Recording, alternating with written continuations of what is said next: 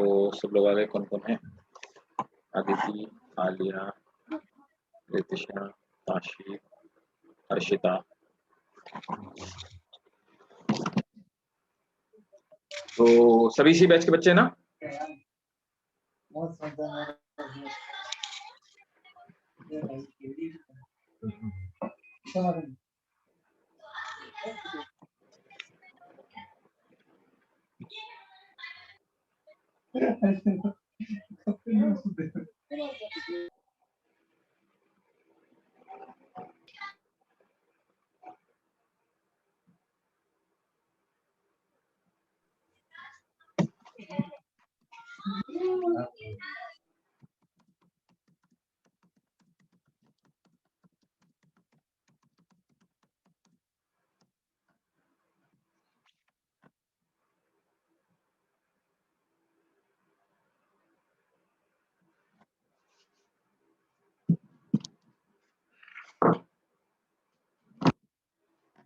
तो last class में हमने क्या किया हुआ था? कहाँ तक पढ़ा हुआ था? अदिति बताना एक बार बेटा। तो नॉस वो ब्लू ग्रीन एल्गी खत्म कर लिया था। ट्राइकोस्पियम एरेथ्रिन। अच्छा, ट्राइकोडेस्पियम एरिथ्रियम। यस वो खत्म हो गया था सर। अच्छा अच्छा, ठीक है। तो हमें स्टार्ट करना था, मीन्स मोनेरा हमारा फिनिश हो गया था, है ना? प्रोटिस्टा शुरू करना है। प्रोटिस्टा हमें स्टार्ट करना था, ठीक है। तो देखते हैं जरा, कुछ नए लोग भी हैं, कौन कौन नया है? नए बच्चे कौन कौन देख लेते हैं।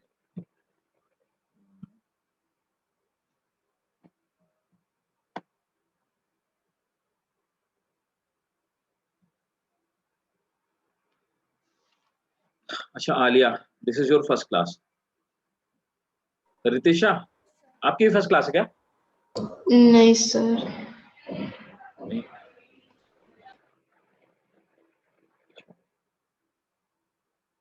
रितिशा और अदिति दोनों पहले से। अच्छा, आलिया की फर्स्ट क्लास है। कुछ नेम में चेंजेस लग रहा था मुझे। ठीक है, तो स्टार्ट करते हैं। सबसे पहले हम लोग स्टार्ट करते हैं कि प्रोटिस्टा के जनरल कैरेक्टरिस्टिक क्या होते हैं, कौन बताएगा? Who is going to tell me? Sir वो यूनिसेल्यूलर यूकैरियोट्स होते हैं। ठीक है। और वो ज्यादातर एक्वाटिक मतलब वाटर में पाए जाते हैं।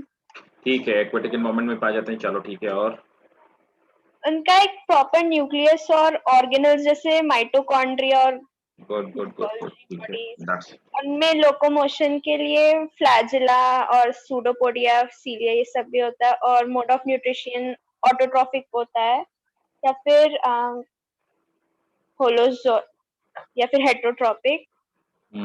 और रिप्रोडक्शन दोनों मेथड से करते हैं, एसेक्सुअल और sexual. Good good good good. और वो फिर डिजीज कॉज भी करते हैं, पैरासिटिक डिजीजेस जैसे मलेरिया। राइट राइट, ये बात भी सही है, गुड, ठीक है। तो चलो स्टार्ट करते हैं। आलिया, कुछ पढ़ा हुआ है आपने? यस सर, थोड़ा थोड़ा। थोड़ा थोड़ा कहाँ तक पढ़ा हुआ है? सर इस बार तो लास्ट ईयर तो नहीं था मेरा, पर थोड़ा सा आइडिया है। थोड़ा सा आइडिया है, ठीक है, चलो ग्रेट। तो फॉर द टाइम बिंग मैं आपको थोड़ा सा बता देता हूँ। रितिशा, आप तो हमारे साथ हो ना पहले से, हो ना? Yes sir. वो चेंज किया क्या आपने नाम में? नहीं सर, अच्छा, मुझे तो टाइटल सेम पहले लग ऐड रहा नहीं है। किया था, अच्छा है। तो अच्छा, तो हम लोग हाँ, तो मैं ये बता रहा था कि ये कौन है, ये भी नहीं है। तो आलिया देखो, हम लोगों ने किया हुआ है, मोनेरा कर लिया है, प्रोटिस्टा कर लिया है, ठीक है, मतलब सॉरी, मोनेरा कर लिया है और क्लासिफिकेशन सिस्टम कर लिए हैं, ठीक है। तो ये जो भी सेक्शन रह रहे हैं, है ना, वो हम लोग किसी दूसरी क्लास में करेंगे, मतलब सेपरेट क्लास में करेंगे, उसको हम लोग कर लेंगे। या फिर आप एक बारी वीडियो ले लेना निष्कर्ष जी से, और अगर आपको कोई डाउट हो फॉर द टाइमिंग आप पूछ सकते हो, ठीक है। Okay sir.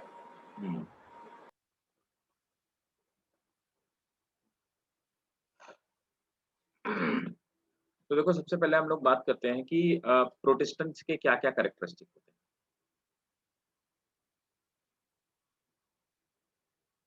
फिर हम लोग पढ़ेंगे इसका क्लासिफिकेशन, है ना।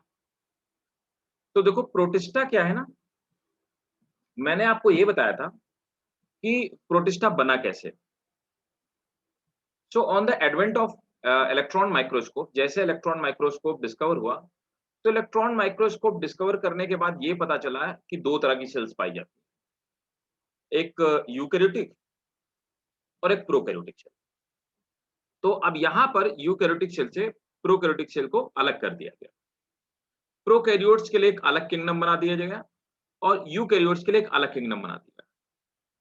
यूकैरियोट्स में प्रोटिस्टा को हम लोग क्या बोलते हैं, प्रोटिस्टा में जितने सारे ऑर्गेनिज्म हैं, they all are unicellular and eukaryotic. मतलब कि पहली बात, उनकी बॉडी यूनिसेलुलर होगी और उनमें प्रॉपर न्यूक्लियस पाया जाएगा। अभी तक हम पढ़ रहे थे कि जितने सारे ऑर्गेनिज्म में थे, उनमें किसी में भी proper well organised nucleus exist नहीं करता था, वो सब प्रोकैरियोटिक सेल थे। अब यहाँ पर यूकैरियोटिक सेल से बना है तो वेल ऑर्गेनाइज्ड न्यूक्लियस होगी। चलिए कोई बात नहीं। प्रोटिस्टा की एक और खास बात है, it is called mix kingdom. इसे मिक्स किंगडम कहते हैं, ठीक है। तो इसे मिक्स किंगडम कहने के पीछे रीजन क्या है, रितिशा बताना, क्या बोलते, क्यों बोलते हैं बेटा इसको मिक्स किंगडम?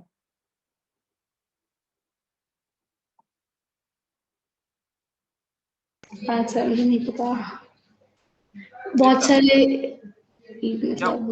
एनिमल्स होंगे इसलिए। क्या हुआ, what happened, you are not feeling well? नहीं सर, मैं ठीक हूँ। ठीक हो ना? अच्छा, हाँ जी। हाँ सभी लोग ठीक रहे ना भाई, अभी बहुत खराब टाइम चल रहा है ना। So Alia, do you have any idea? और Aditi, do you have any idea? No sir. ठीक है, चलो अब मेरी बात को थोड़ा सा गौर से समझिएगा, है ना।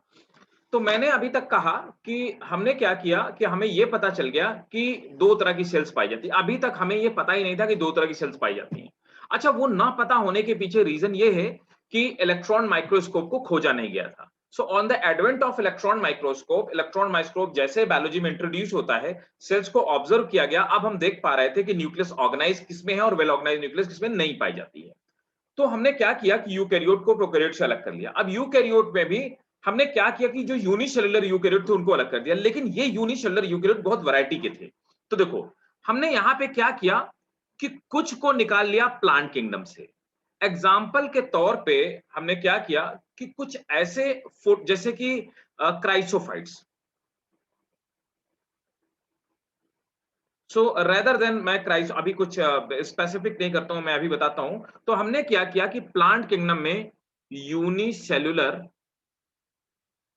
प्लांट्स, ठीक है, ये थे एक तरह से एल्गी, मींस इनको हम गोल्डन एल्गा भी बोलते हैं।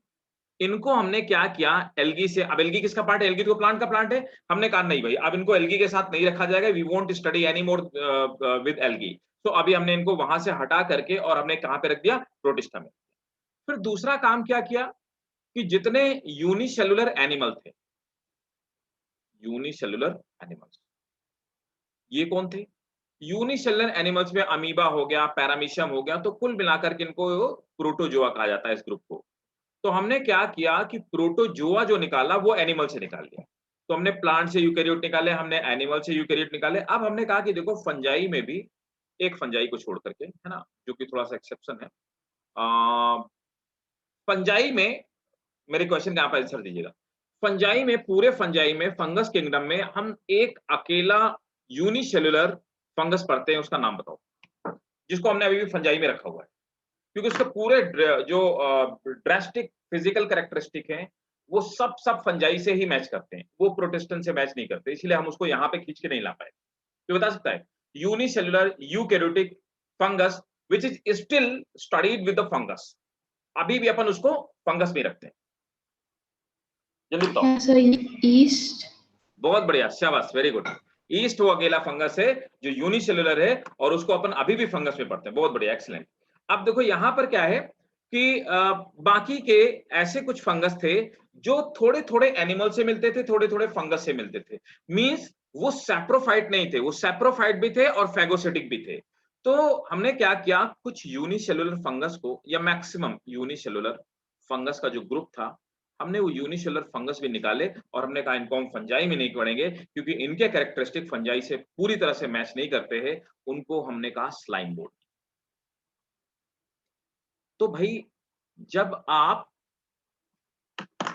अलग अलग किंगडम से चीजें निकाल के एक साथ रख देते हो तो ये क्या कहलाया? Mix kingdom. तो हम प्रोटिस्टा को मिक्स किंगडम इसलिए कहते हैं क्योंकि हमने प्रोटिस्टा में डिफरेंट डिफरेंट सोर्सेस से ऑर्गेनिज्म को ला करके एक साथ रखा और उन सब का एक सिंगल कॉमन कैरेक्टरिस्टिक क्या था?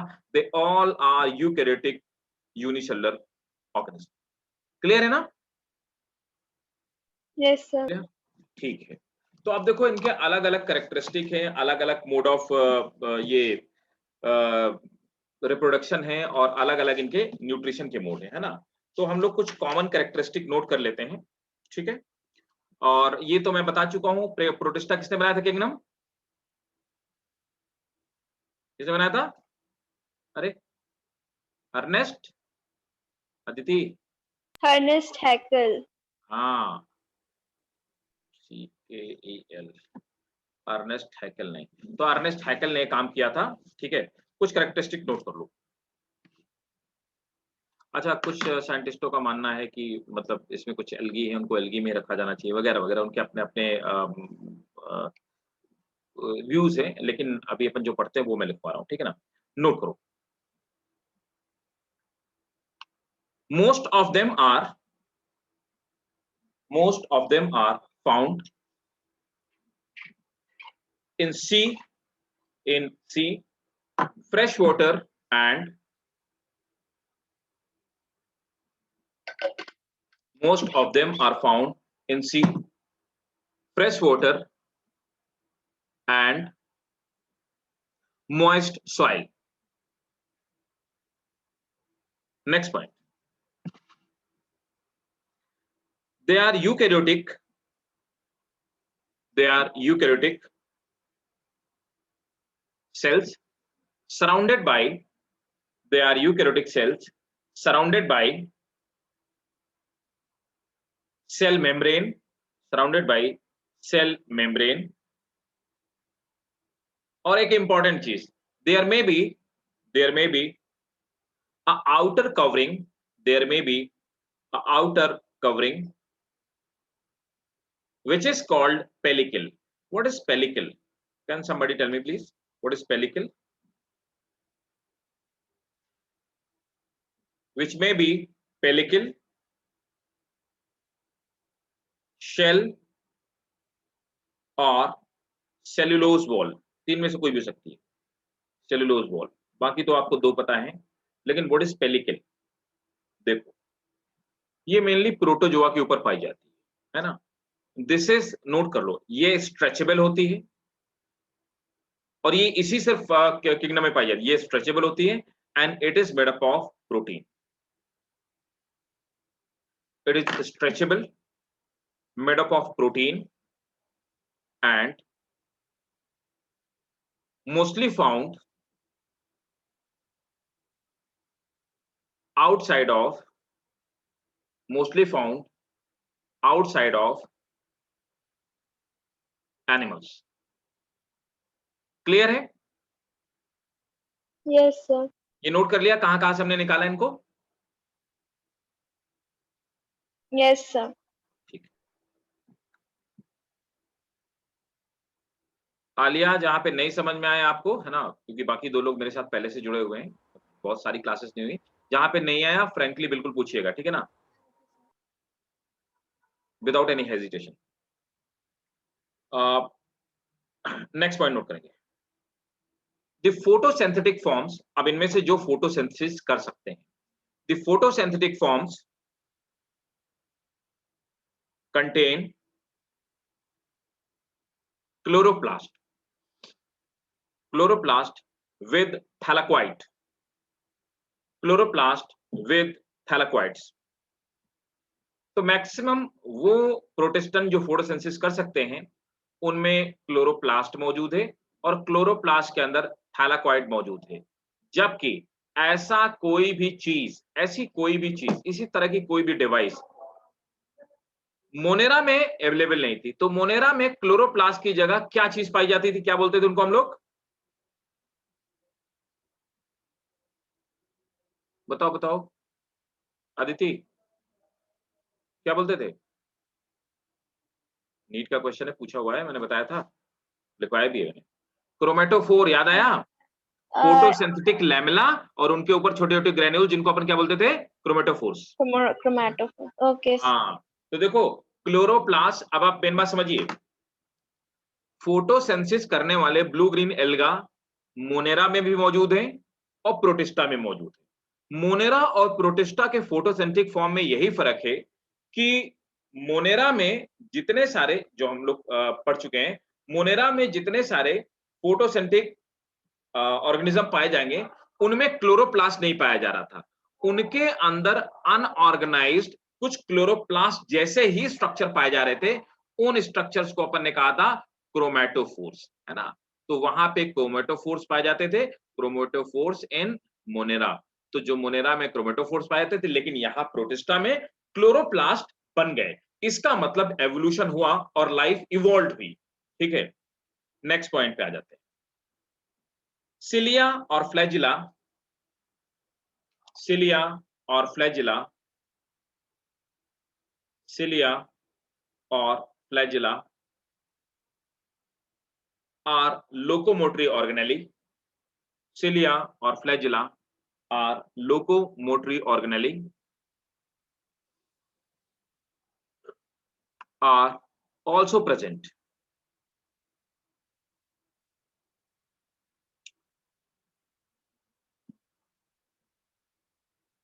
ठीक है। Next,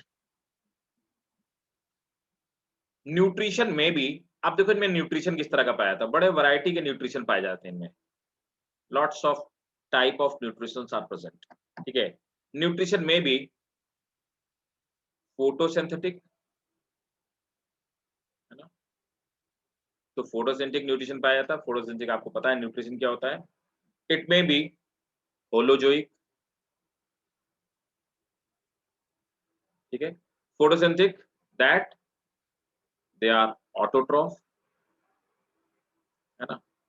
it may be holozoic that they engulf particle. It may be saprophytic,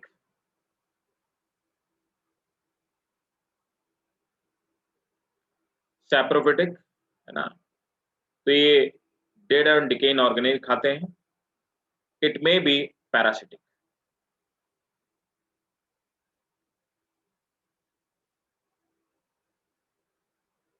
it may be parasitic.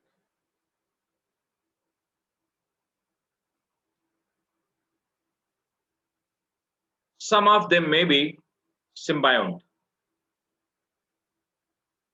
some of may be symbiont या symbiotic, और सभी टाइप के न्यूट्रिशन पता है ना सबको? Yes sir. ठीक है, सर हाँ बोलो बेटा। होलोजोइक, होलोजोइक वो होते हैं, देखो जैसे अमीबा होता है, तो अमीबा क्या करता है कि फूड को पार्टिकल के फॉर्म में इनगल्फ कर लेता है। जैसे हम आप भी क्या करते हैं, हम आप क्या करते हैं कि फूड को या तो टुकड़ों में खाते हैं, पार्टिकल के फॉर्म में खाते हैं, और या फिर पूरा का पूरा इनगल्फ कर लेते हैं, है ना। जैसे कि हम आप रोटी छोटे छोटे टुकड़ों में खाते हैं। अब ग्रेप को अपन काट के तो टुकड़े में नहीं खाते, उसको इनगल्फ कर लेते हैं, है ना। तो इस तरह से ऐसा कोई भी ऑर्गेनिज्म जो फूड को या पार्टिकल के फॉर्म में खाए या उसको इनगल्फ कर ले, उनको क्या बोलते हैं? Holozoic mode of nutrition. आप नोट कर लो, holozoic that is they engulf और takes food in form of particle. Clear है? Yes sir. ठीक है, रितिशा सभी मोड क्लियर है ना? Aditi? Yes, sir. Yes. Yes sir. Okay, अब आ जाते हैं सिंपल रिप्रोडक्शन कैसा होता है ना। नेक्स्ट, अभी हम सिर्फ जनरल कैरेक्टरिस्टिक पढ़ रहे हैं, अभी हम सबके बारे में पढ़ेंगे। तो इनमें रिप्रोडक्शन कैसा होता है? रिप्रोडक्शन इनमें होता है, एसेक्सुअल रिप्रोडक्शन भी होता है, दे रिप्रोड्यूस एसेक्सुअली, तो इनमें एसेक्सुअल रिप्रोडक्शन भी होता है। एसेक्सुअल रिप्रोडक्शन कैसा कैसा होता है? जैसे कि asexual reproduction takes place through binary fission, जिसको कहीं पे भी डाउट हो पूछते आना, ठीक है ना। बाइनरी फिजन, बाकी 2 लोगों को तो मैं पढ़ा ही चुका हूँ। Binary fission, multiple fission, multiple fission, एक सेल बहुत सारी सेल्स में टूट जाना, मल्टीपल फिजन, ठीक है। और एक चीज आपको नहीं आती होगी, प्लाज्मोटोमी। प्लाज्मोटोमी पता है क्या? No sir. नहीं पता ना? रितिशा पता है प्लाज्मोटोमी? नहीं सर। देखो क्या होता है कि प्लाज्मोटोमी में एक कोई ये सेल है ना। अब क्या होता है, इस सेल के अंदर पहले बहुत सारी ये न्यूक्लियस में डिवाइड होता है, इसमें बहुत सारी न्यूक्लियस हो जाती है, बहुत सारी न्यूक्लियस बन गई। और ये जो प्रोटोप्लाज्म है, ये छोटे छोटे छोटे छोटे पार्ट में टूट गया। This is called plasmotomy. जितने न्यूक्लियस बने उतने प्रोटोप्लाज्म के साथ में ऑर्गेनिज्म बने। नोट कर लो। और मेनली ये पाया जाता है उन प्रोटिस्टा में जो मल्टी न्यूक्लिएट होते हैं। So this was a multi nucleate. मैं सब चीजें दोबारा से रिपीट करूंगा अभी थोड़ा डिटेल में। मल्टी न्यूक्लिएट प्रोटिस्टन्स में पाया जाता है। तो नोट कर लो प्लाज्मोटोमी, आप नोट ही कर लो plasmotomy. It is the division of it is the division of multinucleate protistans. It is the division of multinucleate protistans into it is the division of multinucleate protistans into two or more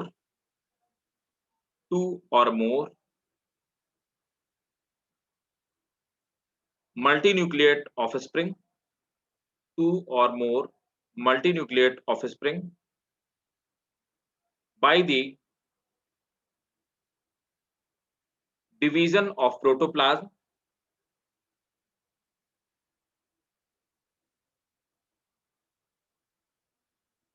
ठीक है। और एक और तरीका होता है, ये हो गया plasmotomy and spore formation.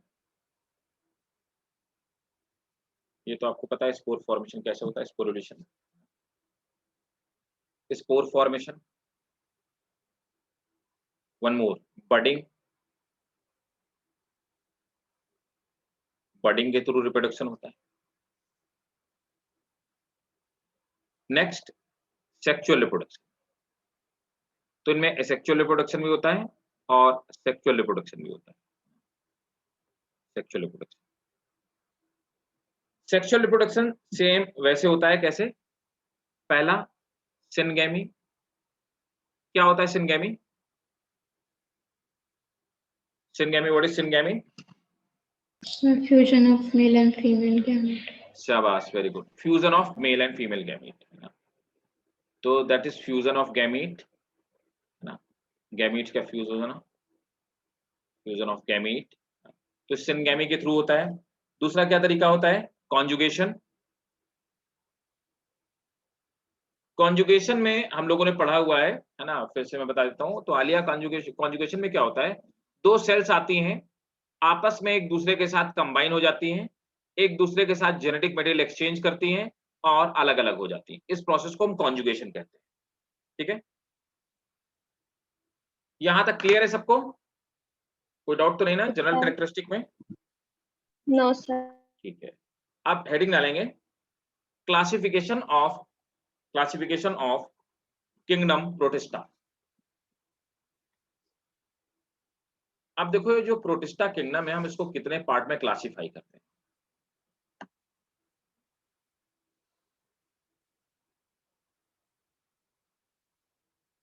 Classification of protista.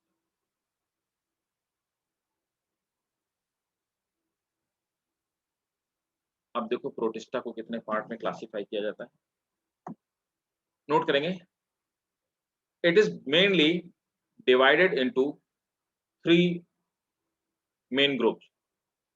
It is mainly divided into 3 main group. पहला जो मेन ग्रुप है उनको हम लोग बोलते हैं फोटोसिंथेटिक प्रोटिस्टन. तो हमने इसको मोड ऑफ न्यूट्रिशन के बेसिस पे एक्चुअली इनको अलग अलग डिवाइड किया है.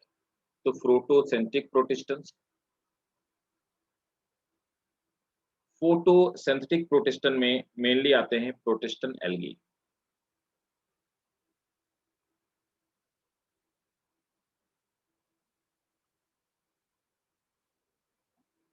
दूसरे नंबर पर आते हैं, तो पहला फोटोसिंथेटिक प्रोटिस्टन, दूसरा है कंज्यूमर डिकम्पोजर प्रोटिस्टन,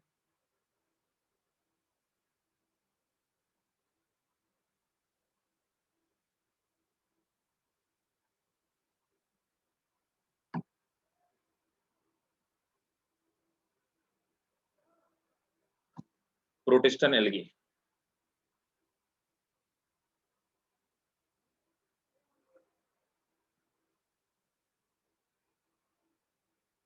थर्ड प्रोटोजोन प्रोटिस्टन.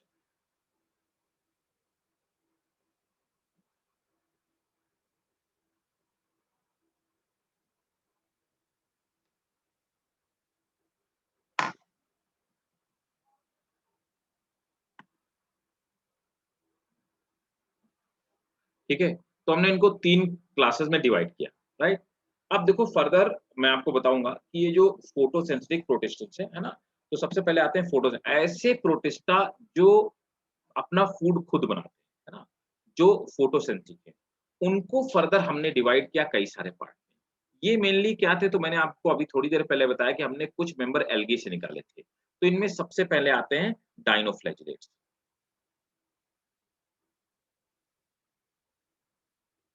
डाइनोफ्लैजिलेट आते हैं. फिर दूसरे नंबर पर इनमें आते हैं क्राइसोफाइट्स.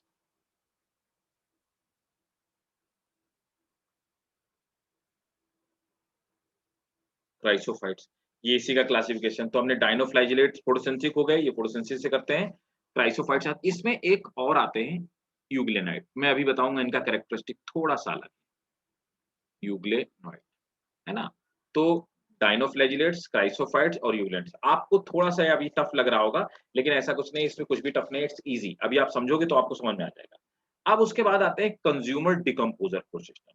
कंज्यूमर डिकम्पोजर प्रोटिस्टन्स वो हैं जो क्या करते हैं, जिनको अगर सड़ी गली या डिकम्पोज होने वाली चीजें मिलें तो उससे ये क्या करते हैं, अपने फूड को डेराइव कर लेते हैं, एब्जॉर्ब कर लेते हैं. अगर वैसा कुछ ना मिले, है ना, तो ये क्या करते हैं, छोटे छोटे जो मॉलिक्यूल्स होते हैं, है ना, छोटे छोटे जो प्रोटोजोअस वगैरह होते हैं, उनको खुद को खा जाते हैं, है ना, उनको खा जाते हैं, राइट. तो इसीलिए हमको क्या बोलते हैं, कंज्यूमर भी है और ये डिकम्पोजर भी है, राइट. कंज्यूमर डिकम्पोजर प्रोटिस्टन्स में इसमें सिर्फ और सिर्फ आते हैं स्लाइम मोल्ड. स्लाइम मोल्ड के कुछ कुछ कैरेक्टरिस्टिक एनिमल से मिलते हैं, कुछ कुछ कैरेक्टरिस्टिक फंजाई से मिलते हैं. इसीलिए इनको हम लोग क्या बोलते हैं, that's why they are also called animal fungi, है ना. तो इन्हें हम एनिमल फंजाई कहते हैं, क्योंकि इनके कुछ कुछ कैरेक्टरिस्टिक प्रोटोजोआ से मिलते हैं, कुछ कुछ फंजाई से मिलते हैं. तो इसलिए इनके लिए हमने एक अलग क्लास बना दिया. तो ये एनिमल फंजाई. अब आ जाते हैं एनिमल फंजाई के बाद तीसरे वाले प्रोटोजोआ. प्रोटोजोआ में आपके अमीबा, पैरामीशियम, यही सब आते हैं. इनमें भी देख लेते हैं इनको कि हमने कितने पार्ट में डिवाइड किया. अब देखो प्रोटोजोआ में मेनली इनको डिवाइड करते हैं, सबसे पहले आते हैं अमीबॉइड प्रोटोजोआ जो अमीबा के फॉर्म में होते हैं.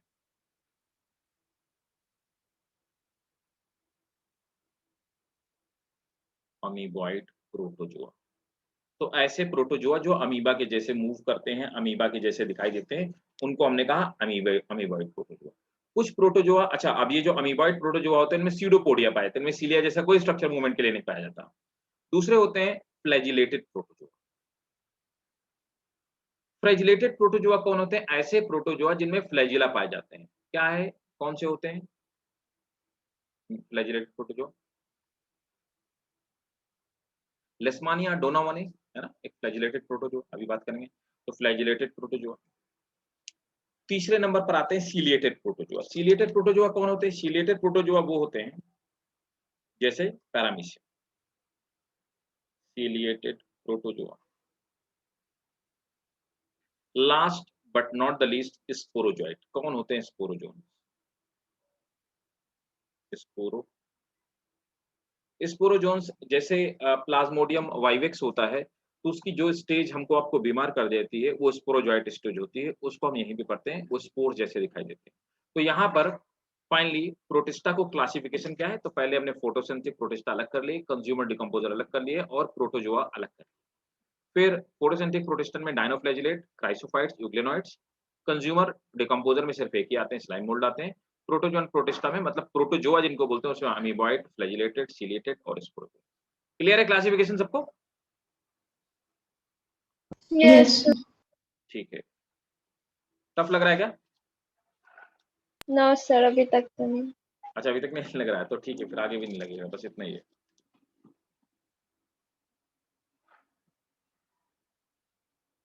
आलिया समझ आ रहा है ना? Yes sir. ठीक है। तो चलो स्टार्ट करते हैं फोटोसिंथेटिक प्रोटिस्टन। तो पहले आप लोग हेडिंग डालेंगे photosynthetic प्रोटिस्टन।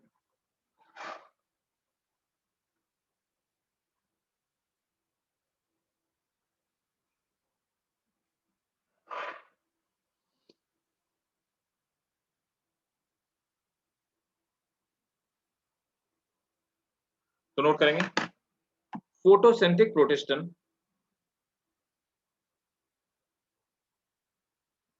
they are mainly the part of phytoplankton। कोई बता सकता है क्या होते हैं? they are mainly the part of phytoplankton। बता सकता कोई? पढ़ा तो होगा, ये तो पक्का है, फाइटोप्लैंक्टन, जू प्लैंक्टन सब ने पढ़ा होगा। कौन बताएगा? ऐसे जो पानी में एल्गे मिलती है वो शायद। यू कैन से देखो, छोटे छोटे जो वाटर में पाए जाने वाले ऑर्गेनिज्म, बहुत छोटी छोटी फिशेज होती हैं, बहुत से छोटे छोटे इंसेक्ट्स होते हैं, और मेनली ये छोटी जो फिशेज होती हैं, और इनफैक्ट कुछ ये बर्ड्स भी होती हैं। तो वो लोग क्या करती हैं, वो वेजिटेरियन होती हैं, तो वो मेनली किनको खाती हैं, वो फाइटोप्लैंक्टन्स को ही खाती हैं। जैसे डक वगैरह भी क्या करती हैं, जब पानी में तैरती हैं तो आप देखते हो ना, उसमें चोंच मारती रहती हैं, अंदर कुछ ना कुछ खाती रहती हैं। वो क्या करती हैं, वो फाइटोप्लैंक्टन्स को ही खाती हैं। फाइटोप्लैंक्टन वो छोटे-छोटे फोटोसिंथेटिक प्लांट होते हैं जो वाटर के करंट में साथ में तैरते रहते हैं, and they are mainly the food of vegetarian fishes. तो जो वेजिटेरियन फिशेस होती हैं उनका मेन फूड होती है phytoplankton. So they eat this phytoplankton, है ना? तो फाइटोप्लैंक्टन को खाने का वो काम करती हैं। तो और ये मेजर पार्ट है जो फोटोसिंथेसिस करता है अर्थ में। तो दे आर नोट करेंगे, phytoplanktons are green photosynthetic organism, green photosynthetic organism, and they are the main part of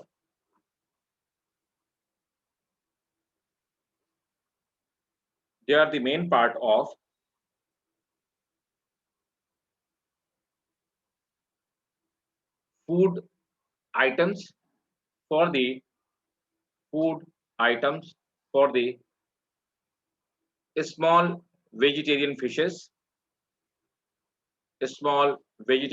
fishes, and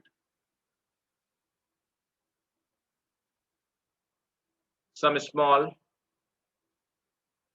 other animals। तो सबसे पहले हेडिंग डालिए डाइनोफ्लैजिलेट्स। तो मैं पहले आपको बता दूं कि डाइनोफ्लैजिलेट्स होते क्या है, और मैं दिखा दूं और समझा दूं आपको कि डाइनोफ्लैजिलेट्स क्या होते हैं। समझिए पहले बात।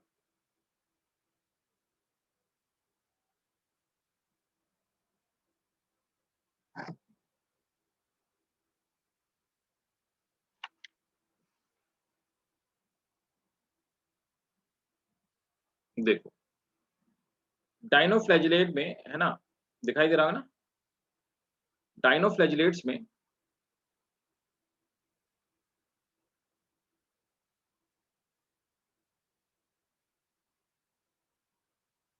देखो, यहाँ पे ये एक ग्लिनोडियम है, ये एक एग्जाम्पल है, और एक है जिम्नोडियम है, एक ये एग्जाम्पल है, गोनायोलैक्स है, ये एग्जाम्पल है। इतना आपको याद रखना है ना। तो इसमें 2 याद रखना, ये है जिम्नोडियम, मैं बता देता हूँ क्या लिखा क्या है कि अभी मैं लिख दूंगा, है ना। दिस इज जिम्नोडियम, यहाँ लिख देता हूँ।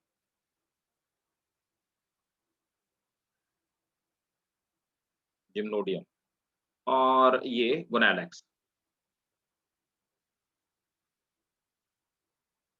है ना। ये वाला गोनायोलैक्स है और ये जो लिखा हुआ है जिम्नोडियम लिखा हुआ है, क्योंकि पिक्सल फट रहे हैं शायद आपको साफ ना दिख रहा हो। तो ये 2 मैं आपको बता देता हूँ। अब देखो यहाँ पे आप देख पा रहे होंगे कि इनके चारों तरफ ये यूकेरियोटिक सेल है और इनके चारों तरफ शील्ड है, इन्होंने कवर पहन रखे, कवच पहन रखे हैं। आपने देखा होगा ना, जैसे एंशिएंट जो हिस्टोरिकल मूवीज आप देखते होगे ना, हॉलीवुड मूवीज वगैरह, उसमें बहुत सारे सोल्जर रहते हैं और अलग अलग टाइप की शील्ड या कवर पहन करके रखते हैं, ठीक है। तो इसी तरह से इनकी बॉडी के बाहर इस तरह की शील्ड पाई जाती है। ये जो बाहर की तरफ कवरिंग है, इस कवरिंग को, this hard covering, this covering is called theca और लोरिका। थिका और लोरिका, तो इनकी खास बात होती है, इनके बाहर एक कवरिंग पाई जाती है, इसको हम लोग थिका या लोरिका कहते हैं। थिका या lorica, this is hard covering which is protective. तो ये हार्ड कवरिंग है और ये प्रोटेक्टिव नेचर की, ठीक है। और दूसरा क्या है, आप देख पा रहे होंगे कि यहाँ पर एक ये गड्ढा है और एक ये गड्ढा है, मतलब इसमें 2 तरह के गड्ढे पाए जाते हैं, एक वर्टिकल है और एक हॉरिजेंटल है, ठीक है। तो ये वाला जो गड्ढा पाया जाता है, इस वाले गड्ढे को हम लोग बोलते हैं सिंगुलम गर्डेल, इसे कहते हैं सिंगुलम, है ना, और गर्डेल,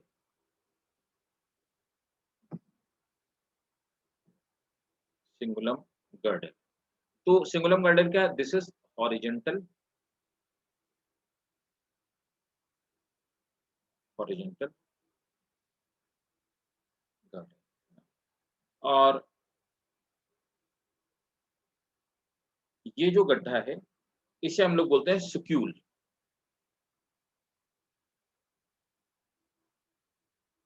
दिस इज वर्टिकल गर्डर, ये वर्टिकल गर्डर। अब देख पा रहे होंगे इनमें 2 तरह के फ्लैजिला पाए जाते हैं, लॉन्गिट्यूडनल फ्लैजिला, एक जो ऐसे लंबाई में पाया जाता है, दूसरा ट्रांसवर्स फ्लैजिलम, ना 2 तरह के फ्लैजिला पाए जाते हैं। जब किसी भी ऑर्गेनिज्म में 2 अलग, मेरी बात को आप बहुत ध्यान से समझिएगा जो मैं आपको समझाने आ रहा हूँ, किसी भी ऑर्गेनिज्म में अगर अलग अलग टाइप के फ्लैजिला पाए जाएं तो उनको हम बोलते हैं हेट्रोकोन फ्लैजिला। तो देखिए भाई साहब, मेरी बात को बहुत गौर से समझिएगा, आपको नहीं समझ में आया बताइएगा, मैं आपको फिर से क्योंकि हम एल्गी पढ़ रहे हैं तो यहाँ पे एल्गी भी आगे पढ़ेंगे तो भी हमको इस चीज का ध्यान देना होगा। फ्लैजिला जो होते हैं वो 2 तरह के पाए जाते हैं।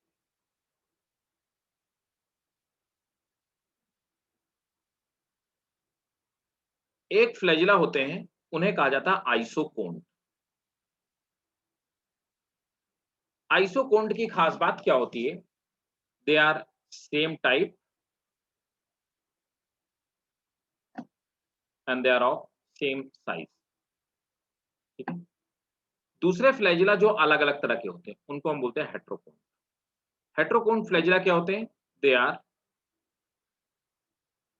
ऑफ डिफरेंट टाइप, या तो 2 फ्लैजिला में एक फ्लैजिला अलग टाइप का एक अलग टाइप का है, और दे आर डिफरेंट साइज। तो ये डिफरेंट साइज के हैं, तो यहाँ पे डिफरेंट टाइप के भी हैं और एक्चुअली डिफरेंट साइज के भी हैं। तो यहाँ पे फ्लैजिला कैसे पाए जाते हैं, they have same size and type. अलग अलग ना बेटा, देखो ना, ये तो एक एक ट्रांसवर्स एक वर्टिकल है, वैसे ही अलग अलग हो गए। सो दे आर हेट्रोकोन फ्लैजिला, क्लियर है ना। Yes sir. एक साइज में बड़ा भी होता है, एक साइज में छोटा भी होता है। और एक चीज और यहाँ पे ऐड ऑन करूंगा, इसको नोट करो आप। शेप के बेसिस पे फ्लैजिला 2 तरह के होते हैं। एक फ्लैजिला होते हैं उनको बोलते हैं विप्लेस टाइप। विप्लेस का एक्चुअली मतलब क्या होता है, हंटर। तो विप्लेस टाइप फ्लैजिला ऐसे होते हैं, सेम इस तरह हंटर की तरह होते हैं। दूसरे फ्लैजिला होते हैं टिंसल टाइप। टिंसल कैसे होते हैं, टिंसल ऐसे होते हैं जैसे एक आपके पास हंटर हो, उसमें छोटे छोटे कांटे लगे हों। अब वो कांटे एक तरफ भी हो सकते हैं, कांटे दोनों तरफ भी हो सकते हैं, इनको बोलते हैं टिंसल टाइप फ्लैजिला। तो कई बारी क्या होता है ना कि ऑर्गेनिज्म में दो फ्लैजिला है, एक विप्लेस एक टेंसिल है, कई बार तो वो भी क्या हो गया, हेट्रोकोन्ट हो गया, है ना। ऑर्गेनिज्म में दो फ्लैजिला है, देखो अब हेट्रोकोन्ट कैसे कैसे हो सकते हैं, जिसको ना समझ में आया मुझे बताना, अब हेट्रोकोन्ट फ्लैजिला कैसे कैसे हो सकते हैं।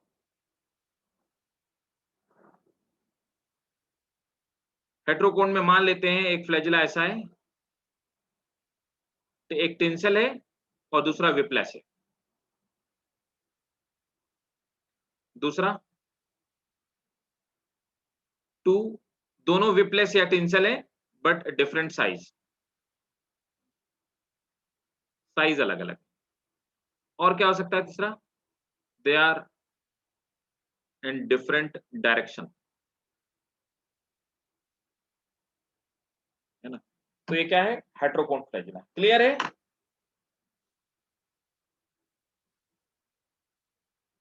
किसी को डाउट हो बताओ, और इसको नोट करो, ये बहुत इंपॉर्टेंट है, ये आपको नहीं मिलेगा बुक में।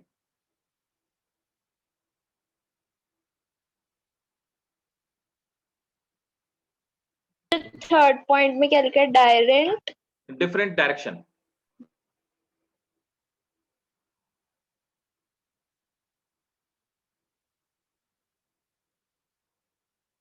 और यहां पर ये जो प्लेट बनी हुई है जिसको मैंने थिका या लोरिका बोला, थिका या लोरिका किस चीज की बनी होती है, अगर इसका केमिकल कॉम्पोजिशन आप पूछोगे, it is made up of cellulose.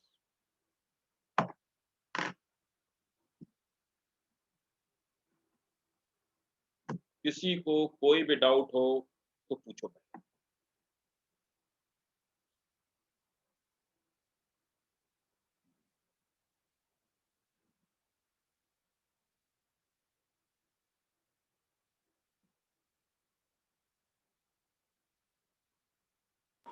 सो हो गया।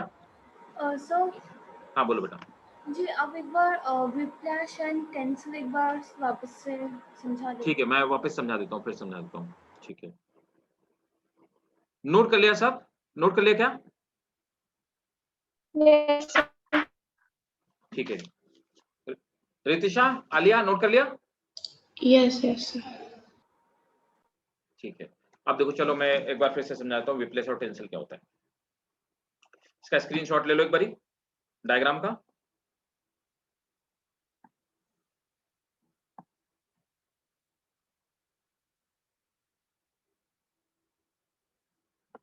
अब देखो, तो मैं ये समझा रहा था आलिया कि कई बारी क्या होता है ना,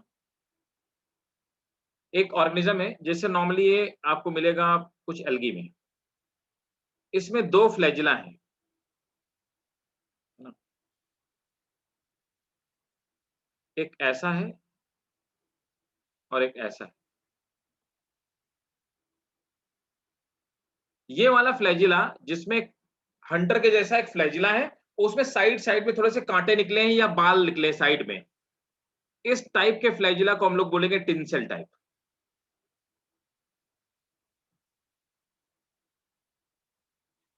टिंसल टाइप। ये वाला फ्लैजिला जो है हंटर की तरह है, इस वाले फ्लैजिला को हम लोग बोलेंगे विप्लैश। तो मैं कहूंगा कि इस एल्गा के अंदर जो फ्लैजिला है, तो मैं कहूंगा the alga have two heterokont flagella,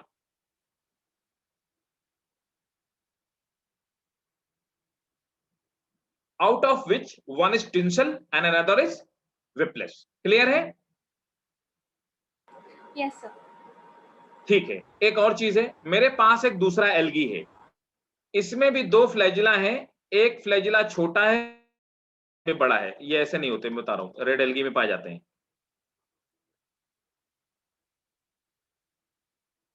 अब बताओ, इसे भी मैं क्या बोलूंगा, this is also two flagella and heterokont, लेकिन दोनों कैसे हैं, both are whiplash. Clear? Yes sir. ठीक है, एक और बात, अब एक और एल्गी है, उसमें दो फ्लैजिला हैं, एक ऊपर की तरफ है और एक साइड में है, ये भी क्या है, बोथ आर विप्लेस, हेट्रोकोन्ट, राइट, हेट्रोकोन्ड, क्योंकि इनकी डायरेक्शन अलग है। तो यहां पर हेट्रोक्लाइन फ्लैजिला कैसा हो सकता है, का टाइप अलग है, साइज अलग है, डायरेक्शन अलग है। तो ऐसे फ्लैजिला जो अलग अलग टाइप के होते हैं उनको क्या बोलते हैं? हेट्रोकोन। क्लियर? बिल्कुल क्रिस्टल क्लियर है। Yes sir, yes sir. अब Yes, एक sir. आपने, हाँ, अब आपने एक पढ़ा होगा क्लेमाइडोमोनास। क्लेमाइडोमोनास एक एल्गी है। क्लेमाइडोमोनास एल्गी में दो एयर फ्लैजिला पाए जाते हैं, दोनों सेम साइज के और सेम टाइप के। क्या बोलेंगे इनको? सर इसे क्या होता है? आइसोकॉन्ट, आइसोकोट बोलेंगे। हाँ, सिंपल है। क्लियर ना? Yes, sir. इसमें लाइक हाँ। एक लेफ्ट में एक राइट में, मतलब डायरेक्शन नहीं अलग हुई? विप्लेस में नहीं, विप्लेस में ना ना, विप्लेस का मतलब होता है हंटर, जो हंटर जैसा दिखाई दे। नो सर, जो आपने ऊपर ऊपर बनाया है अभी जस्ट। अच्छा, ये वाले, ये दोनों एक ही डायरेक्शन में, देखो आगे की तरफ है दोनों। ओह ओके ओके, हाँ, दोनों एक ही आगे की तरफ है। समझ गया सर। अब देखो, अब हेडिंग डालेंगे तो हम लोगों ने हेडिंग डाल क्या क्या क्या डाल रखा था? डाइनोफ्लैजिलेट डाला था ना? Yes, sir. इनसे, इनके एग्जाम्पल से नीट में बहुत क्वेश्चन पूछे जाते हैं। ठीक है, तो पहला है फोटोसिंथेटिक में डाइनोफ्लैजिलेट। नोट करो डाइनोफ्लैजिलेट की characteristic. Most of them are marine. Most of them are marine, but some of them are, most of them are marine, but some of them are fresh water. तो maximum marine है लेकिन कुछ fresh water में भी पाए जाएंगे। Most of them are marine but some of them are fresh water. Next point, यहां पे दो एग्जाम्पल है, स्टार बना के लिखना। ये नीट में ऑलरेडी कई बार पूछे हुए क्वेश्चन और कई तरह से पूछे गए। जिम्नोडियम, जो कि मैंने आपको अभी थोड़ी देर पहले बताया, जिम्नोडियम। जो क्वेश्चन मैं बताऊं नीट के लिए, आप ऐसे स्टार बना के लिखना, जिम्नोडियम एंड दूसरा गोनायोलैक्स। स्पेलिंग नहीं समझ में आया पूछ लेना। जिम्नेडियम एंड, एक मिनट रुकना, जिम्नेडियम एंड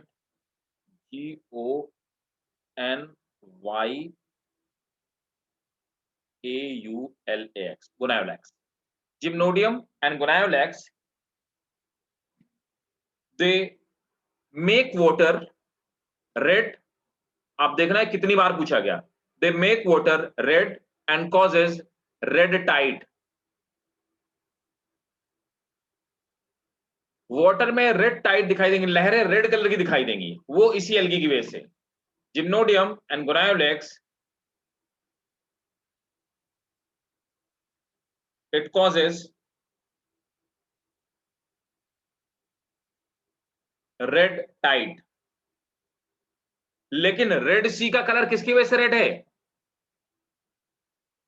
वो भी पूछा हुआ क्वेश्चन है, बताया था ना, वो मोनेरा है। नाम क्या है? ट्राइकोडेस्मियम इरेथ्रियम। याद आया? Yes, sir. Yes. रेड सी के पीछे अलग रीजन है और रेड टाइड अलग चीज है। Both are different thing, keep it in mind. Next point, many of them produces light. इनमें से कुछ चमकते हैं रात में, ग्लो क्रिएट करते हैं। मेनी ऑफ देम, ये भी पूछा हुआ क्वेश्चन है नीट में। आप क्वेश्चंस पुराने देखते हैं, ये सब पूछे हुए क्वेश्चन है। Many of them produces light and show the phenomena of bioluminescence.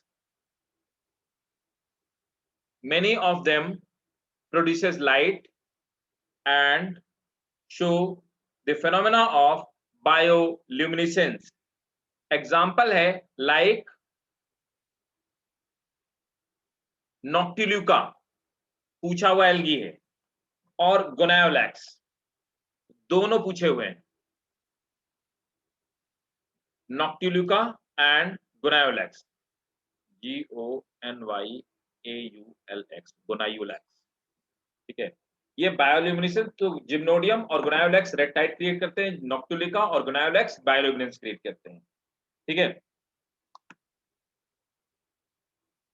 Nutrition in them is photosynthetic.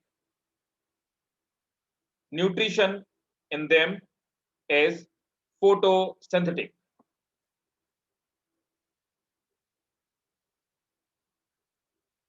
Next point. They are mainly of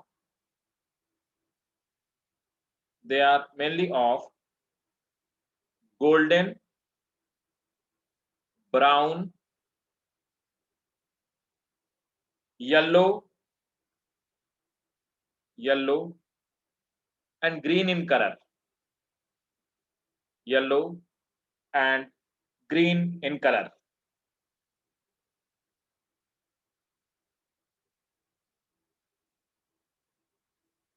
Their body, next point है, their body remains covered with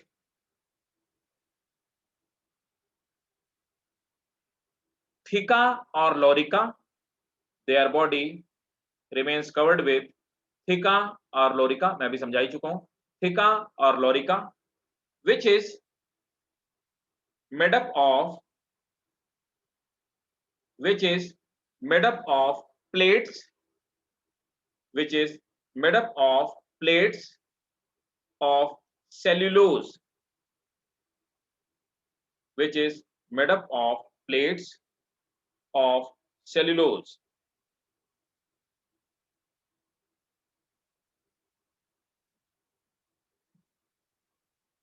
Next point. They have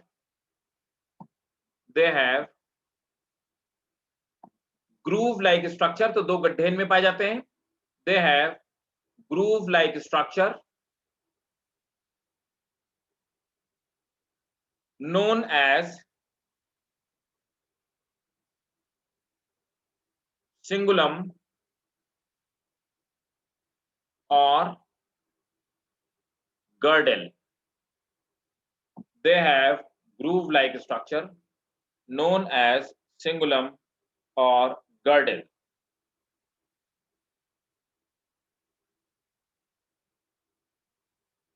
Next point.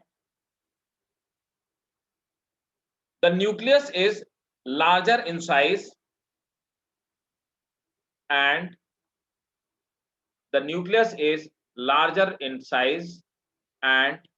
has been named as mesokaryon. इनकी nucleus बड़ी होती है, इनको mesokaryons इसलिए बोलते हैं. Next point. They have chlorophyll A and chlorophyll C. They have chlorophyll A and chlorophyll C for photosynthesis. Plant की cell में खास बात होती है वैक्यूल पाई जाती है, इनमें वैक्यूल नहीं पाई जाती. नोट करेंगे, vacuole is absent and they have pusule. पुस्यूल क्या होती है? प्यूस्यूल एक वैक्यूल के जैसा ही स्ट्रक्चर होता है, लेकिन इसका काम क्या होता है? ये ऑस्मो रेगुलेशन का काम करता है, मतलब जो वेस्ट वाटर होता है उसको बॉडी से बाहर निकाल देता है. नोट करेंगे. And they have pusule which is responsible for osmoregulation, मतलब excretion, which is responsible for osmoregulation. Next point. Reserve food is starch and oil. Next point. asexual reproduction takes place through cell division. Asexual reproduction takes place through cell division.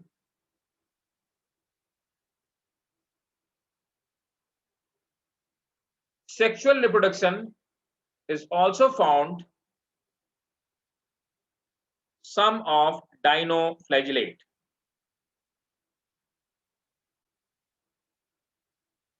एक question है, ये AIIMS में भी पूछा हुआ है और बहुत इंपॉर्टेंट नीट का क्वेश्चन है, ये भी फ्रीक्वेंटली आस्क्ड क्वेश्चन, एम्स में भी ये पूछा गया क्वेश्चन।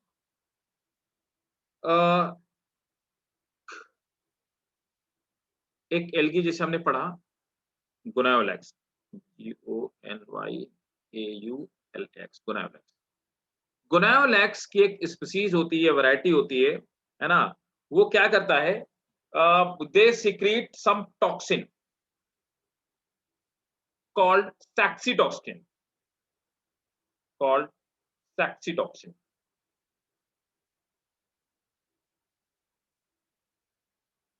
Saxitoxin क्या करता है? It kills some aquatic animal. इससे aquatic animal मर जाते हैं। इनमें से कुछ शेलफिश इनको खा लेती हैं, है ना, और उन शेलफिश के खाने से वो शेलफिश भी मर जाती हैं।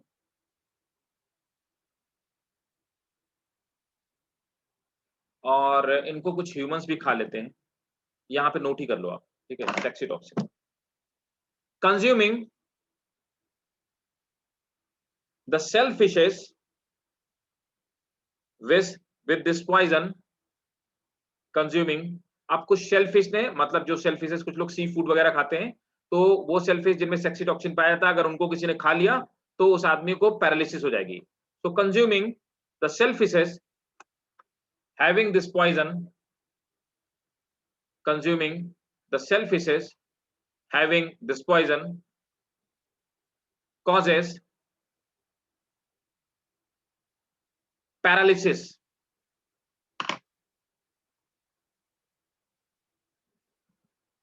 क्लियर है भाई? Yes Yes. तो क्या क्या याद रखना है, नीट के लिए इंपॉर्टेंट क्या है? सेक्सीटोसिन कौन सी रिलीज करता है, सेक्सीटोसिन से कौन सी डिजीज होती है, दूसरा कि बायोल्यूमिनेंस का फिनोमेना कौन कौन क्रिएट करता है, रेड टाइड के लिए कौन कौन रिस्पॉन्सिबल है, इनमें कौन कौन से फोटोसिंथेटिक ऑर्गेनेली पाए जाते हैं। ठीक है, ये नीट का क्वेश्चन था। और बाकी नॉर्मली आपको अगर पूछा जाएगा तो 5-6 कैरेक्टरिस्टिक आपको याद रखने हैं, वो 5-6 कैरेक्टर आपको स्कूल में लिखाने हैं, और स्कूल में भी पूछा जाता है इसके बारे में। और हाँ, दूसरा, इनको हम लोग इनके ऊपर कवरिंग पाई थी, इसलिए इनको आर्मर्ड प्रोटोजोआ भी बोलते हैं, प्रोटिस्टन, सॉरी। पक्का क्लियर है ना, कोई डाउट तो नहीं ना? No sir.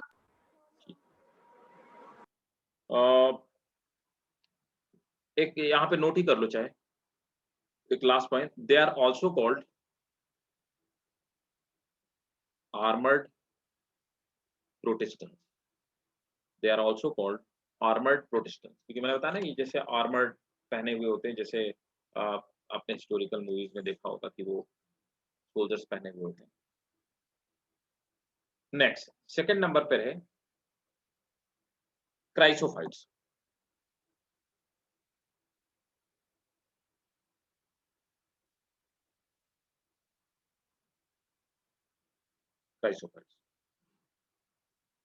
Chrysophytes, they include diatoms,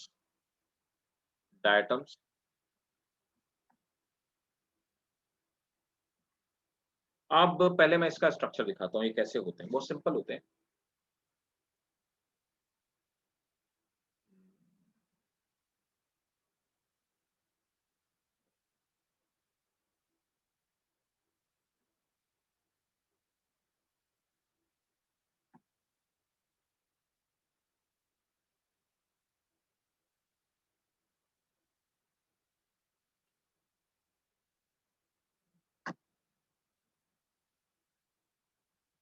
देखो, ये डायटम का स्ट्रक्चर है ना। डायटम्स को हम लोग रखते हैं क्राइसोफाइट्स में। मेरी बात को थोड़ा गौर से समझिएगा। देखो ये नीचे वाला पार्ट होता है हाइपोथिका और ऊपर वाले पार्ट को इपिथिका बोलते हैं। मैं बताता हूं ये क्या चीज है। ये भाई साहब वैसे ही है कि आपने छोटे बच्चों के टिफिन देखे होंगे, टिफिन बॉक्स। तो टिफिन बॉक्स में क्या होता है, एक नीचे प्लास्टिक के जो टिफिन आते हैं आपने देखा होगा, एक नीचे ढक्कन एक ऊपर ढक्कन, और बंद कर देते हैं है ना। तो थोड़ा सा उसमें, क्योंकि थोड़ा सा खाना खाते हैं, तो क्या करते हैं, वो एक टिफिन होता है, उसमें कुछ भी सैंडविच वगैरह कुछ भी रख लिया और ऊपर से उसको बंद कर दिया। तो एक तो नीचे वाला पार्ट, उसके ऊपर एक ढक्कन फिट हो जाता है ना। तो नीचे वाला जो पार्ट है टिफिन जिसमें खाना रखा हुआ, उस पार्ट को हमने बोला हाइपोथिका। ऊपर वाला जो ढक्कन लगाते हैं उसको हमने बोला इपिथिका। ठीक है ना।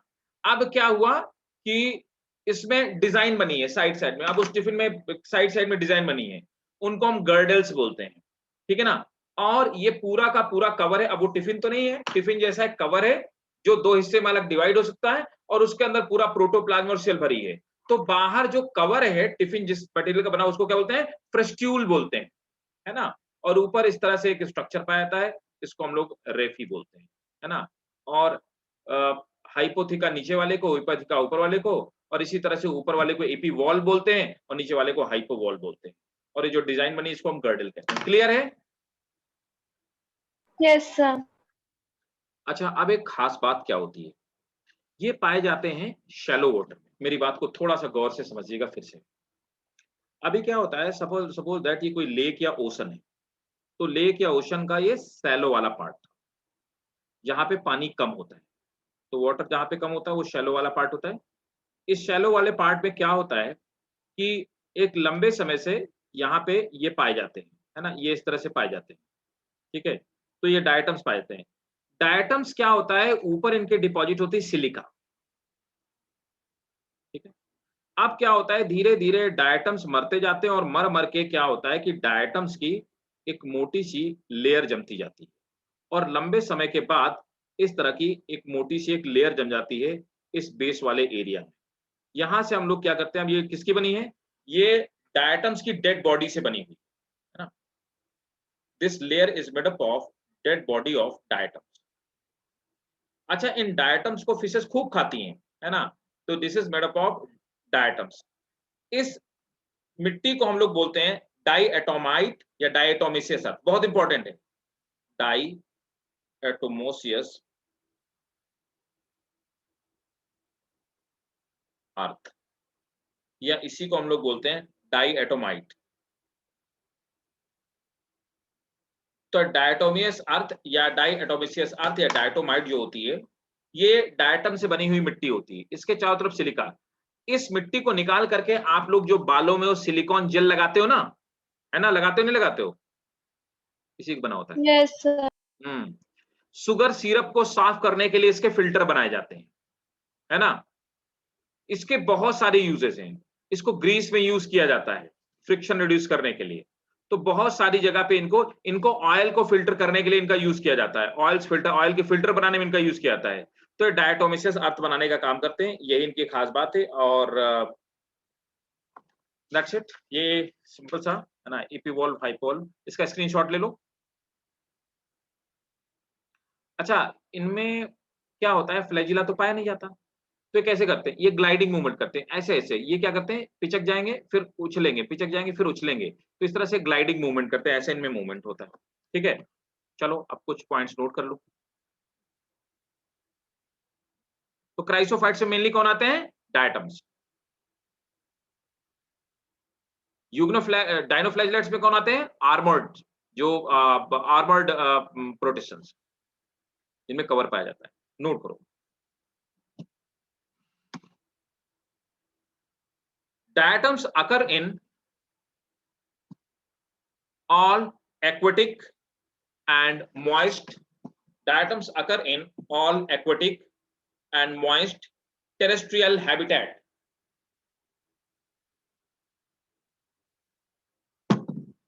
Diatoms occur in all moist and aquatic habitat.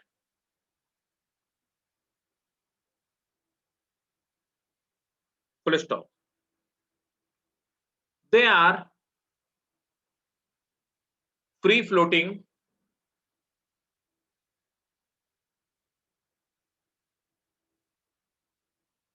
protistans.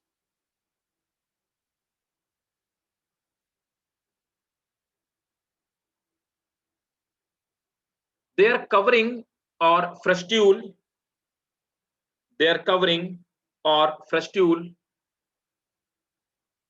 made up of silica, their covering or frustule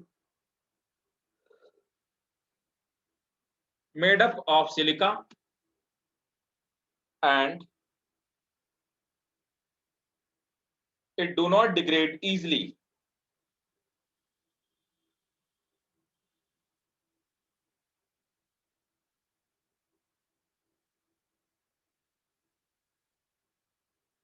Full stop.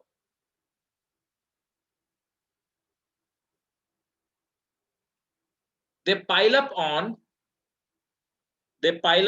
at the bottom of water body. They pile up at the bottom of water body after their death and makes diatomoid or diatomaceous earth. Diatomoid or diatomaceous earth.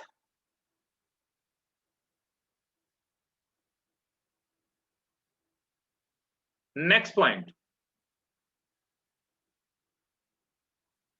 Their body is covered with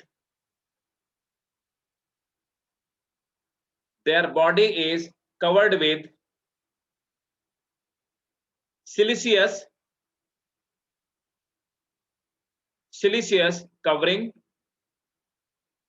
called frustule. Their body is covered with siliceous covering called frustule.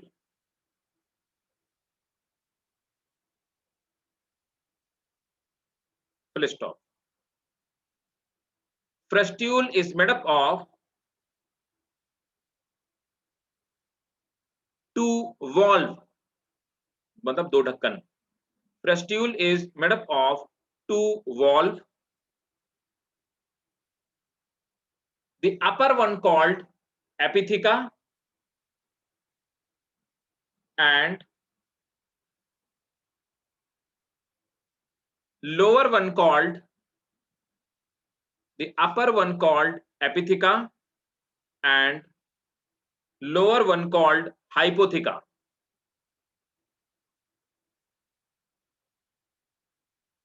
Next point. The cell contain large vacuole and a large nucleus. The cell contain a large vacuole and large nucleus.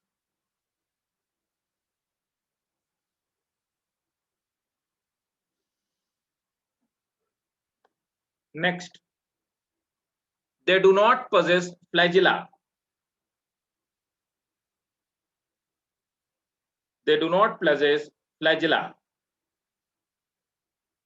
Next point. They contain chlorophyll A and chlorophyll C for photosynthesis.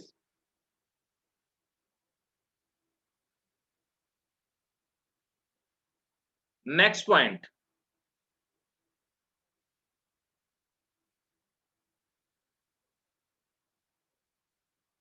Reproduction takes place through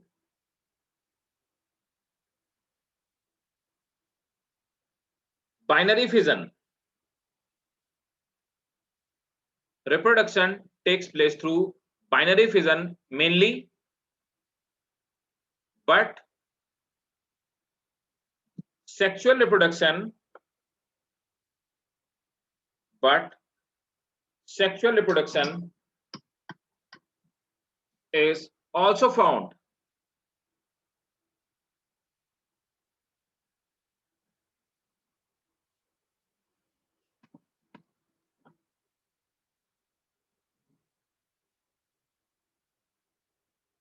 next point.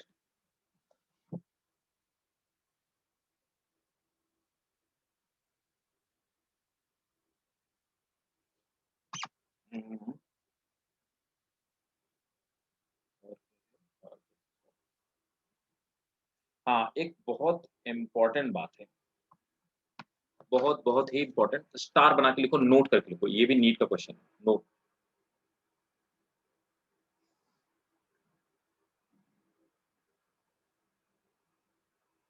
about half of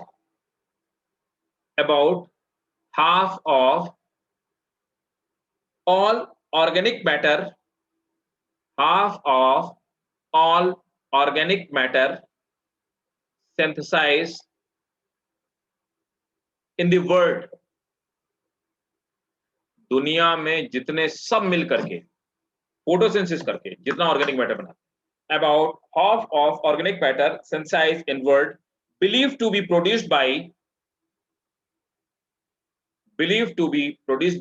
diatoms.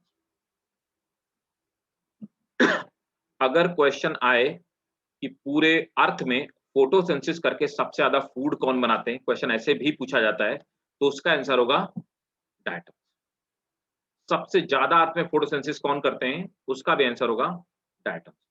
सबसे ज्यादा अर्थ में organic matter कौन produce करता है, उसका भी answer होगा diatoms. Clear है भाई?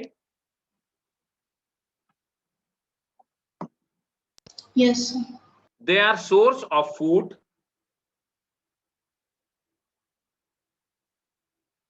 for aquatic animal.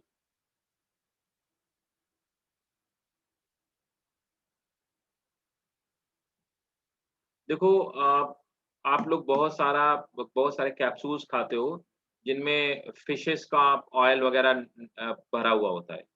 वो सब फिशेस की बॉडी में जो ऑयल्स पाया जाता है वो सब डायटम्स की बॉडी में ही बनता है, ठीक है? और नोट करेंगे, डायटम्स आर यूज्ड इन, जो मैं भी आपको बता चुका हूं, diatoms are used in filtration of sugar, alcohol,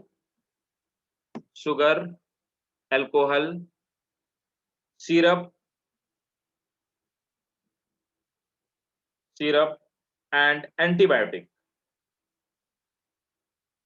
full stop. It is also used in making toothpaste. It is also used in making toothpaste and oil syrup.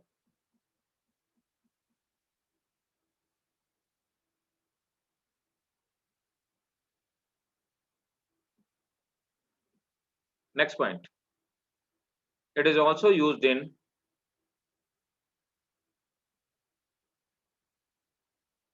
sound proofing. One last point, star बना के लिखेंगे, ये भी question है। They are good indicator of pollution.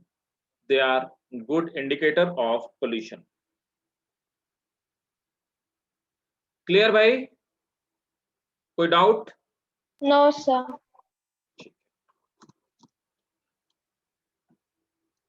तो ये था diatoms. तो हमने पढ़ा फोटोसिंथेसिस में पहले डायनोफ्लैजिलेट्स, फिर दूसरे नंबर पे डायटम्स आते हैं, and one more, they are euglenoids. Third one are euglenoids. Heading डालेंगे यूग्लेनॉइड्स। यूग्लेनॉइड का जो मेंबर है ये भी अपने आप में बड़ा पिक्यूलियर है, इसको हम यूग्लिना कहते हैं।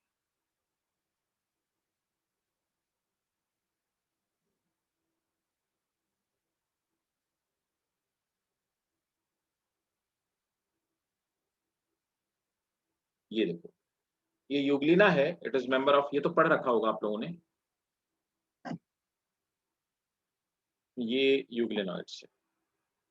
तो थर्ड है यूग्लेनॉइड्स। यूग्लिना इसका तो सबसे इसकी खास बात बताऊं, ये अकेला एनिमल है, ये अकेला प्लांट या एनिमल है, या यूं कहें ये अकेला एनिमल है जो फोटोसिंथेसिस कर सकता है।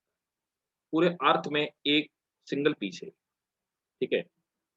तो खास बात क्या है, इसको हम लोग बोलते हैं connecting link between plant and animal. क्यों भाई?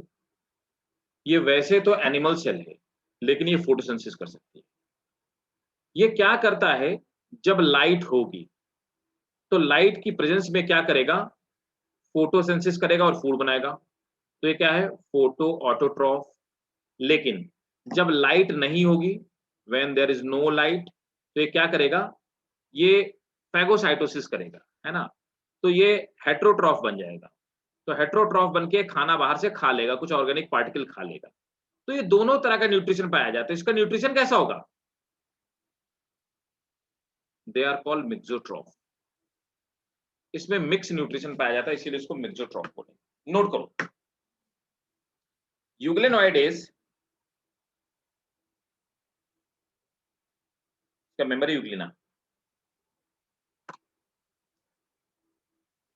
Euglena is connecting link between plant and animal cell. Connecting link between plant and animal cell. They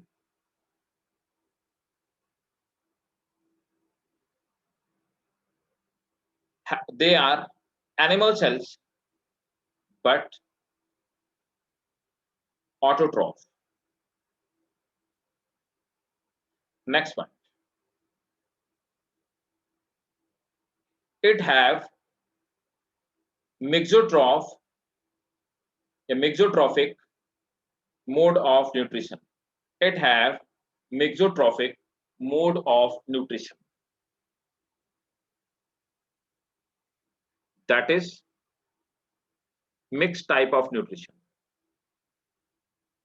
That is mixed type of nutrition. अब देखो क्या है, ये इसमें न्यूक्लियस मौजूद है और ये क्लोरोप्लास्ट पाया जाता है। क्लोरोप्लास्ट के अंदर फूड रिजर्व करने वाली कुछ बॉडी, उनको हम पायरोनोइड्स बोलते हैं। ये हम लोग पहले भी डिस्कस कर चुके हैं। तो पायरोनोइड्स क्या है, pyrenoids are the body which reserve food, है ना। और यहाँ पर आप देखेंगे ये रिजर्व ऑयल है। यहाँ पे स्टिग्मा या आई स्पॉट पाई जाती है। स्टिग्मा आई स्पॉट क्या करता है, ये फोटो सेंसर होता है। ये लाइट की सेंसिटिविटी इनको देता है, फोटो सेंसर। जब लाइट आ जाती है कहाँ, लेक या पॉन्ड के ऊपर, तो फोटोसिंथेसिस करने के लिए ये पॉन्ड की यहाँ पे आ जाते हैं, पॉन्ड के अपर सरफेस पे आ जाते हैं। जैसे लाइट चली जाती है तो स्टिग्मा या आई स्पॉट से सेंस कर लेते हैं और ये लाइट को, की लाइट चली गई है, ये फिर से लेक के बॉटम में आ जाता है। दूसरा, ये कॉन्ट्रैक्टाइल वैक्यूल पाई जाती है। कॉन्ट्रैक्टाइल वैक्यूल क्या होते हैं, ये ऑस्मो रेगुलेशन करने का काम करते हैं, तो गंदे पानी को बाहर निकाल देती है। So this is osmo regulatory.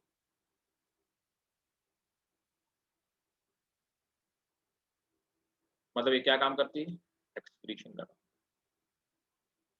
है ना, वेस्ट वाटर को बॉडी से बाहर निकाल देती है। और फोटो रिसेप्टर मैंने आपको बता ही दिया। और ये इसमें फ्लैजिलम पाया जाता है, ये जो तैरने में हेल्प करता है ना। नोट कर लीजिए, इसका स्क्रीनशॉट लीजिए, फिर आगे बात करते हैं।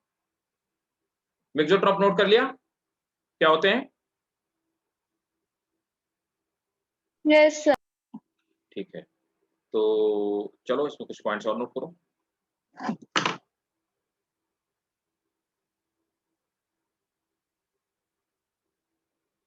मिक्सोट्रॉप मैंने लिखवा लिया। और they are found in fresh water and damp soil.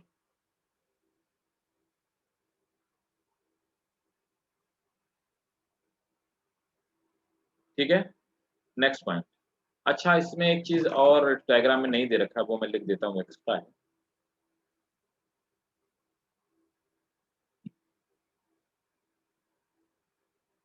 ये जो आउटर कवरिंग है, इस आउटर कवरिंग को हम लोग पेलिकल कहते हैं, पेलिकल, है ना। ये पेलिकल इसकी आउटर कवरिंग है, बाहरी कवरिंग, इसको हम पेलिकल कहते हैं। पेलिकल प्रोटीन की बनी होती है, अभी मैंने थोड़ी देर पहले आपको बताया। और एक और खास बात ये इसमें पेलिकल के ऊपर इस तरह की जो ऑब्लिक डिजाइन बनी होती है, इनको हम क्या बोलते हैं, माइक्रोनीमी कहते हैं।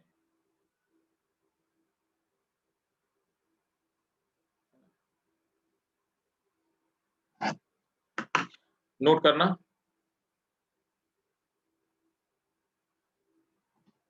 They are unicellular flagellated protist. They are unicellular flagellated protist.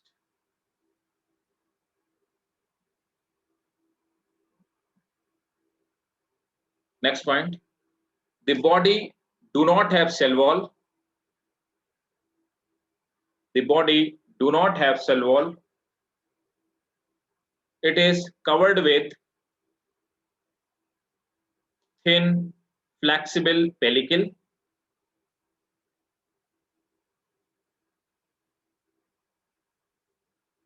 Thin flexible pellicle,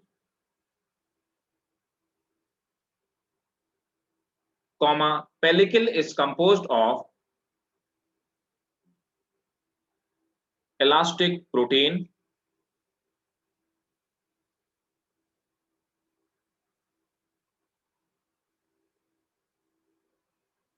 next, they have flagella for locomotion.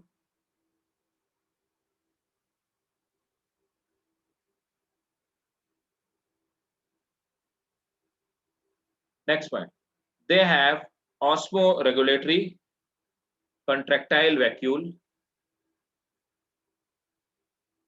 They have osmoregulatory contractile vacuole.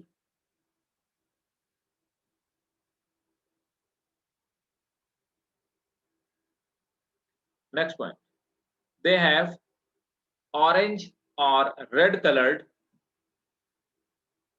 eye spot.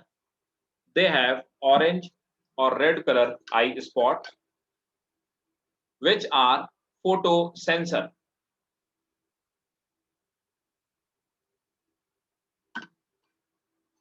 Which are photosensors. Next point, they contain chlorophyll A and chlorophyll B.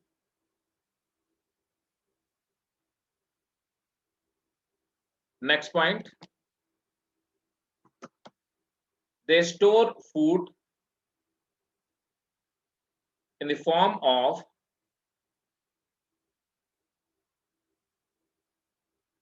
para-mammalian body, para mammalian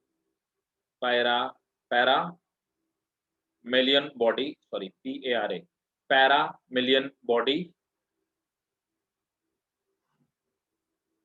which are made up of carbohydrate.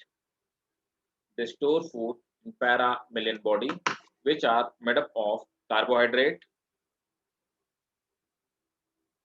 Next one, the reproduction takes place through binary fission. Reproduction takes place through binary fission.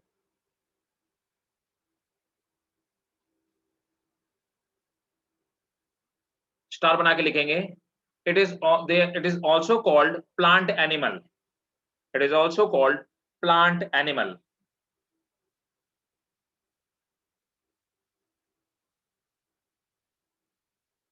ठीक है ना? That's it for photosynthetic protistans. Is it clear to everyone? Yes sir. Yes sir. एकदम सब कुछ clear है. अगर कोई doubt हो पूछिए किसी भी पॉइंट पे. No. ठीक है. Aditi, Rishita, Yes sir, yes. Yes sir, clear. ठीक है. तो नेक्स्ट क्लास पे हम लोग हेडिंग डाल लीजिए, पढ़ेंगे कंज्यूमर डिकम्पोजर प्रोटेस्टेंस पढ़ेंगे, है ना. और इसको फिर से पढ़िएगा. अगर आपको कोई डाउट हो, कोई क्वेश्चन हो तो नेक्स्ट क्लास में. ठीक है. Yes, sir. Thank you, sir. Yes, sir.